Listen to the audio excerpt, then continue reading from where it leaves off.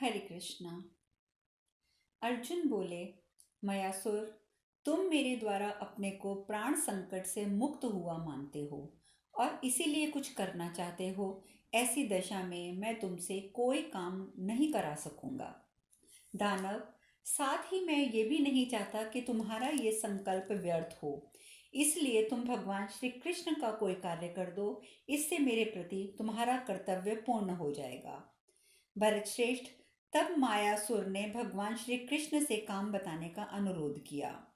उसके प्रेरणा करने पर भगवान श्री कृष्ण ने अनुमानता 2 घड़ी तक विचार किया कि इसे कौन सा काम बताया जाए। तदंतर मन ही मन कुछ सोचकर प्रजापालक लोकनाथ भगवान श्री कृष्ण ने उससे कहा, शिल्पियों में श्रेष्ठ दैत्य राजमय, यदि तुम मेरा कोई प्रिय कार्य करना चाहते हो तो तुम धर्मराज युधिष्ठिर के लिए जैसा ठीक समझो वैसा एक सभा भवन बना दो। वह सभा भवन ऐसा बनाओ जिससे के बन जाने पर संपूर्ण मनुष्य लोक के मानव देखकर विस्मित हो जाएं एवं उसकी कोई नकल ना कर सके। मयासुर, तुम ऐसा सभा भवन निर्माण करो जिसमें हम तुम्हारे द्वारा अंकित देवता, असुर, मनुष्यों की शिल्प निपुणता का दर्शन कर सकें। वैशंपायन जी आगे कहते हैं, राजन, भगवान श्री कृष्ण की उस आज्ञा को शिरोधार्य करके मयासुर बहुत प्रसन्न हुआ और उसने उस समय पांडुपुत्र युधिष्ठिर के लिए विमान जैसी सुंदर सभा भवन बनाने का निश्चय किया।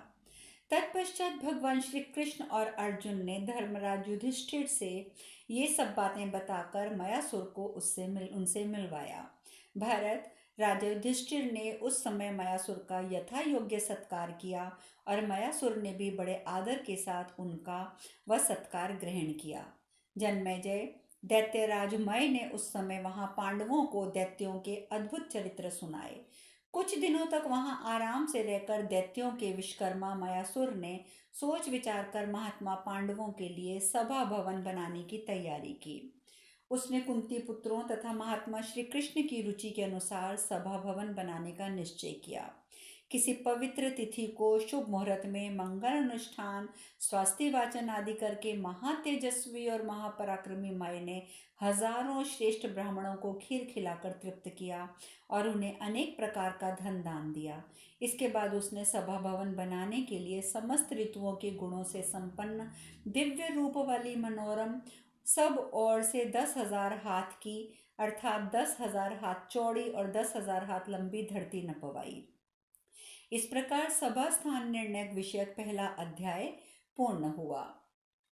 वैशंपायन जी आगे कहते हैं, जन्मेजय, परम पूजनीय भगवान श्री कृष्ण खांडव प्रस्थ में सुख पूर्वक रहकर प्रेमी पांडवों के द्वारा नित्य पूजित होते रहे। तदंतर पिता के दर्शन के लिए उत्सुक होकर विशाल नेत्रों वाले श्री कृष्ण ने धर्मराज युधिष्ठिर और कुंती देवी की आज्ञा लेकर वहां से द्वारका जाने का विचार किया। जगद्वंद केशव ने अपनी बुआ कुंती के चरणों में मस्तक रखकर प्रणाम किया। कुंती ने उनका माथा सूंघकर उन्हें हृदय से लगा लिया। तत्पश्चात महायशस्वी ऋषिकेश अपनी बहन सुभद्रा से मिले। उसके पास जाने पर स्नेहवश उनके नेत्रों में आंसू भर आए। भगवान ने मंगलमय वचन बोलने वाली कल्याणमय सुभद्रा से बहुत थोड़े सत्य, प्रयोजनपूर्ण, हितकारी, युक्तियुक्त और अकट्य वचनों द्वारा अपने जाने की आवश्यकता बताई और उसे ठाठस बंधाया। सुभद्रा ने बार बार भाई की पूजा करके मस्तक झुका कर उन्हें प्रणाम किया और माता पिता आदि स्वजनों से कहने के लिए संदेश दिए। भामिनी सुभद्रा को प्रसन्न करके उनसे जाने की अनुमति लेकर ऋषि कुलभूषण जनार्दन, द्रौपदी और धौम्य मुनि से भी मिले। पुरुषोत्तम श्री कृष्ण ने यथोचित रीति से धौम्य जी को प्रणाम किया, द्रौपदी को सांत्वना दी। उसकी अनुमति लेकर वे अर्जुन के साथ अन्य भाइयों के पास गए। पांचों भाई पांडवों से घिरे हुए विद्वान एवं बलवान श्री कृष्ण देवताओं से घिरे हुए इंद्र की भांति सुशोभित हो रहे थे। तदंतर गरुड़ध्वज श्री कृष्ण ने यात्रा कालोचित कर्म करने के लिए पवित्र हो स्नान करके अलंकार धारण किए। फिर उन यदुश्रेष्ठ ने प्रचुर पुष्पमाला, जप, नमस्कार और चंदन आदि अनेक प्रकार से सुगंधित पदार्थों द्वारा देवताओं और ब्राह्मणों की पूजा की। प्रतिष्ठित पुरुषों में श्रेष्ठ यदुप्रवर श्री कृष्ण यात्रा कालोचित सब कार्य पूर्ण करके प्रस्थित हुए और भीतर से चलकर बाहरी ड्योढ़ी को पार करते हुए राजभवन से बाहर निकले। उस समय सुयोग्य ब्राह्मणों ने स्वस्ति वाचन किया और भगवान ने दही से भरे पात्र, अक्षत, फल आदि के साथ उन ब्राह्मणों को धन देकर उनकी सबकी परिक्रमा की। इसके बाद गरुड़ चिन्हित ध्वजा से सुशोभित और गदा, चक्र, खड्ग एवं शार्ग धनुष आदि आयुधों से संपन्न शैव्य, सुग्रीव आदि गुणों से युक्त शुभ सुवर्णमय रथ पर आरूढ़ हो कमल नयन श्री कृष्ण ने उत्तम तिथि, शुभ नक्षत्र एवं गुण युक्त मुहूर्त की यात्रा आरंभ की।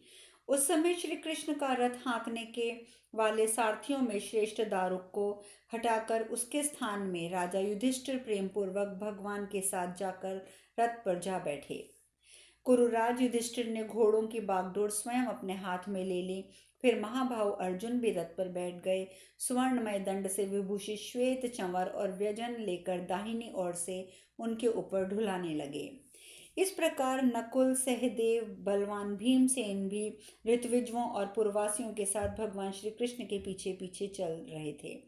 उन्होंने वेग पूर्वक आगे बढ़कर शार्ंग धनुष धारण करने वाले भगवान श्री कृष्ण के ऊपर दिव्य मालाओं से सुशोभित एवं 100 शलाकाओं से युक्त स्वर्णभूषित छत्र लगाया। उस छत्र में वैदुर्य मणि का डंडा लगा हुआ था। नकुल और सहदेव भी शीघ्रतापूर्वक रथ पर आरूढ़ होकर श्वेत चंवर और व्यजन डुलाते हुए जनार्दन की सेवा करने लगे। उस समय अपने समस्त फुफेरे भाइयों से संयुक्त शत्रुदमन केशव ऐसी शोभा पाने लगे मानो अपने प्रिय शिष्यों के साथ गुरु यात्रा कर रहे हों। श्री कृष्ण के विछोह से अर्जुन को बहुत व्यथा हो रही थी। गोविंद ने उन्हें हृदय से लगाकर उनसे जाने की अनुमति ली। फिर उन्होंने युधिष्ठिर और भीमसेन का चरण स्पर्श किया। युधिष्ठिर, भीमसेन, अर्जुन ने भगवान श्री कृष्ण को छाती से लगा लिया। नकुल, सहदेव उनके चरणों में प्रणाम करा। भगवान ने उन दोनों को भी अपने हृदय से लगा लिया।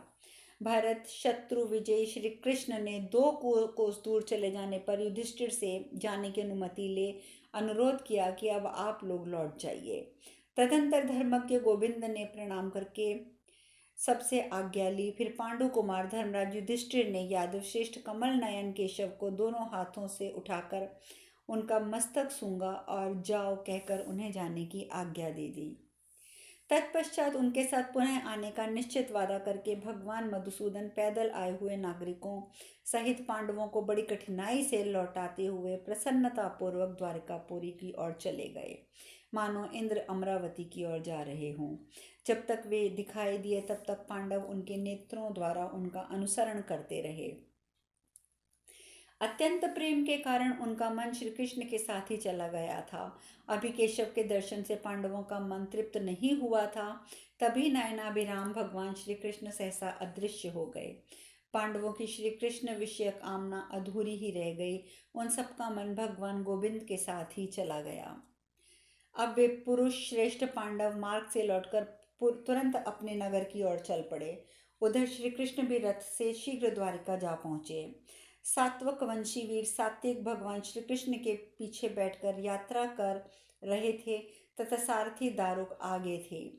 उन दोनों के साथ देवकी नंदन भगवान श्री कृष्ण वेगशाली गरुड़ की भांति द्वारका में पहुंच गए।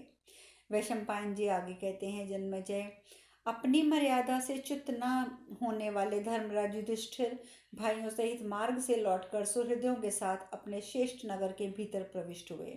राजन, वहां पुरुष सिंह धर्मराज ने समस्त सुहृदयों भाइयों और पुत्रों को विदा करके राजमहल में द्रौपदी के साथ बैठाकर प्रसन्नता का अनुभव किया। इधर भगवान केशव भी उग्रसेन आदि श्रेष्ठ यादवों से सम्मानित होकर द्वारकापुरी के भीतर गए। कमल नयन श्री कृष्ण ने राजा उग्रसेन, बूढ़े पिता वासुदेव और यशस्विनी माता देवकी जी के चरणों में प्रणाम करके बलराम जी के चरणों में भी अपना मस्तक झुकाया। तत्पश्चात जनार्दन ने प्रद्युम्न, साम, निषट, चारु, देशन, गद्द, अनिरुद्ध, भानु आदि को स्नेहपूर्वक हृदय से लगाया और बड़े बूढ़ों की आज्ञा लेकर रुक्मणी जी के महल में प्रवेश किया। इधर महाभाग मय ने भी धर्मपुत्र युधिष्ठिर के लिए विधिपूर्वक संपूर्ण रत्नों से विभूषित सभा मंडप बनाने की मन ही मन में कल्पना कर डाली। इस प्रकार महाभारत का सभा पर्व के अंतर्गत श्री कृष्ण की द्वारिका यात्रा विषयक दूसरा अध्याय पूर्ण हुआ। वैशंपायन जी कहते हैं, जन्मेजय तदंतर मायासुर ने विजय वीरों में श्रेष्ठ अर्जुन से कहा, भारत मैं आपकी आज्ञा चाहता हूँ। मैं एक जगह जाऊंगा और शीघ्र लौट आऊंगा। कुंती पुत्र धनंजय, मैं आपके लिए तीनों लोकों में विख्यात एक दिव्य सभा भवन का निर्माण करूंगा, जो समस्त प्राणियों को आश्चर्य में डालने वाली तथा आपके साथ ही समस्त पांडवों की प्रसन्नता बढ़ाने वाली होगी। पूर्व काल में जब दैत्य लोग कैलाश पर्वत से उत्तर दिशा में स्थित मैनाक पर्वत पर यज्ञ करना चाहते थे, उस समय मैंने एक विचित्र एवं रमणीय मणिमय भांड तैयार किया था, जो बिंदुसर के समीप सत्यप्रज्ञ राजा वृषपर्वा की सभा में रखा गया था।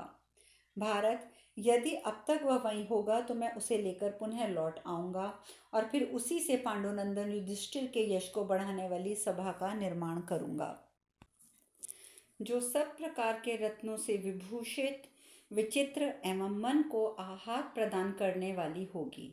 कुरुनंदन, बिंदुसर में एक भयंकर गदा भी है। मैं समझता हूँ राजा वृषपर्वा ने युद्ध में शत्रु का संहार करके वह गदा वहीं रख दी थी। वह गदा बड़ी भारी है, विशेष भार या आघात सहन करने में समर्थ और सुदृढ़ है। उसमें सोने की फूलियां लगी हुई हैं, जिससे वह बड़ी विचित्र दिखाई देती है। शत्रुओं का संहार करने वाली वह गदा अकेली ही 1,00,000 गदाओं के बराबर है। जैसे गांडीव धनुष आपके योग्य है, वैसे ही वह गदा भीमसेन के योग्य होगी। वहां वरुण देव का देवदत्त नामक महान शंख भी है, जो बड़ी भारी आवाज करने वाला है। वे सब वस्तुएं लाकर मैं आपको भेंट करूंगा, इसमें संशय नहीं है। अर्जुन से ऐसा कह के मायासुर पूर्वोत्तर दिशा ईशान कोण में कैलाश से उत्तर मैनाक पर्वत के पास गया। वहीं हिरण्यभृंग नामक महामणिमय विशाल पर्वत है, जहाँ रमणीय बिंदुसर नामक तीर्थ है। वहीं राजा भगीरथ ने भगीरथी गंगा जी का दर्शन करने के लिए वर्षों तक तपस्या करते हुए निवास किया था। भरत श्रेष्ठ, वहीं संपूर्ण भूतों के स्वामी महात्मा प्रजापति ने मुख्य मुख्य 100 यज्ञों का अनुष्ठान किया था, जिसमें सोने की वेदियां और मणियों के खंभे बने थे। यह सब शोभा के लिए बनाया गया था, शास्त्रीय विधि अथवा सिद्धांत के अनुसार नहीं। सहस्त्र नेत्रों वाले शचीपति इंद्र ने भी वहीं यज्ञ करके सिद्धि प्राप्त की थी। संपूर्ण लोकों के सृष्टा और समस्त प्राणियों के अधिपति उग्र तेजस्वी सनातन देवता महादेव जी भी वहीं रहकर सहस्त्रों भूतों से सेवित होते हैं। 1000 युग बीतने पर भी वहीं नर नारायण, ऋषि, ब्रह्मा, यमराज और 5वें महादेव यज्ञ का अनुष्ठान करते हैं। वह वही स्थान है जहां भगवान वसुदेव ने धर्म परंपरा की रक्षा के लिए बहुत वर्षों तक निरंतर श्रद्धा पूर्वक यज्ञ किया था। उसी यज्ञ में स्वर्ण मालाओं से मंडित खंबे और अत्यंत चमकीली वेदियां बनी हैं। भगवान केशव ने उस यज्ञ में सहस्त्रों लाखों वस्तुएं दान में दे दी थी। भारत, तदंतर मयासुर ने वहां जाकर वह गदा, शंख और सभा भवन बनाने के लिए स्फटिक मणि द्रव्य ले लिया, जो पहले वृषपर्वास के अधिकार में था। बहुत से किंकर तथा राक्षस जिस महान धन की रक्षा करते थे, वहां जाकर भगवान असुर मय ने वह सब ले लिया। वे सब वस्तुएं लाकर वह अनुपम सभा भवन तैयार की, जो तीनों लोकों में विख्यात, दिव्य, मणिमय, शुभ एवं सुंदर थी। उसने उस समय उस श्रेष्ठ गदा भीमसेन को और देवदत्त नामक उत्तम शंख अर्जुन को भेंट कर दिया। उस शंख की आवाज सुनकर समस्त प्राणी कांप उठते थे। महाराज, उस सभा में सुवर्णमय वृक्ष शोभा पाते थे। सब ओर से 10,000 हाथ विस्तृत थी। उसकी लंबाई और चौड़ाई भी 10-10 हजार हाथ थी। जैसे अग्नि, सूर्य और चंद्रमा की सभा भवन प्रकाशित होती है, उसी प्रकार अत्यंत उद्दासित होने वाली उस सभा का बड़ा मनोहर रूप धारण किया हुआ था। वह अपनी प्रभा द्वारा सूर्य की तेजोमयी प्रभा से टक्कर लेती थी। वह दिव्य सभा भवन अपने अलौकिक तेज से निरंतर प्रदीप सी जान पड़ती थी। वह रमणीय सभा भवन पाप ताप का नाश करने वाली थी। उत्तम उत्तम द्रव्यों से उसका निर्माण किया गया था। बुद्धिमान मय ने जिस सभा का निर्माण किया था उसके समान सुंदर यादवों की सुधर्मा सभा अथवा ब्रह्मा जी की सभा में भी नहीं थी। मयासुर ने की आज्ञा के अनुसार 8,000 किंकर नामक राक्षस उस सभा की रक्षा करते थे और उसे एक स्थान से दूसरे स्थान पर उठाकर ले जाते थे। वे राक्षस भयंकर आकृति वाले, आकाश में विचरने वाले, विशाल काय और महाबली थे। उनकी आंखें लाल और पिंगल वर्ण की थीं। वे सभी प्रहार करने में कुशल थे। मयासुर ने उस सभा भवन के भीतर एक बड़ी सुंदर पुष्करणी बनी रखी थी जिसकी कहीं तुलना नहीं थी। उसमें इंद्रनील मणिमय कमल के पत्ते फैले हुए थे। उन कमलों में मृणाल मणियों के बने हुए कण थे। उसमें पद्मगणी कमलों की मनोहर सुगंध छा रही थी।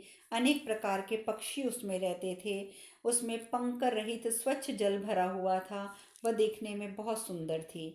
मंद वायु से उद्वेलित होकर जब जल की बूंदें उछलकर कमलों के पत्तों पर बिखर जाती थी उस समय वह सारी पुष्करणी मौतिक बिंदुओं से व्याप्त जान पड़ती थी। मणियों और रत्नों से व्याप्त होने के कारण कुछ राजा लोग उस पुष्करणी के पास आकर और उसे देखने कर भी अपना यथार्थता पर विश्वास नहीं कर पाते थे और भ्रम से उसे स्थल समझकर उसमें गिर पड़ते थे। उस सभा भवन में सब और अनेक प्रकार के बड़े बड़े वृक्ष लहलहा रहे थे। वे मनोरम वृक्ष सदा हवा के झोंकों से हिलते रहते थे। केवल वृक्ष ही नहीं, उस भवन के चारों ओर अनेक सुगंधित वन, उपवन, बावलियां भी थी जो हंस, कारंडव और चक्रवाक आदि पक्षियों से युक्त होने के कारण बड़ी शोभा पा रही थी। वहां का जल और स्थल में होने वाली कमलों की सुगंध को लेकर वायु सदा पांडवों की सेवा किया करती थी। मयासुर ने पूरे 14 महीनों में इस प्रकार की उस अद्भुत सभा भवन का निर्माण किया था। राजन, जब वह बनकर तैयार हो गई तब उसने धर्मराज को इस बात की सूचना दी। इस प्रकार श्री महाभारत पर्व में सभा क्रिया में समान सभा निर्माण विषयक तीसरा अध्याय पूर्ण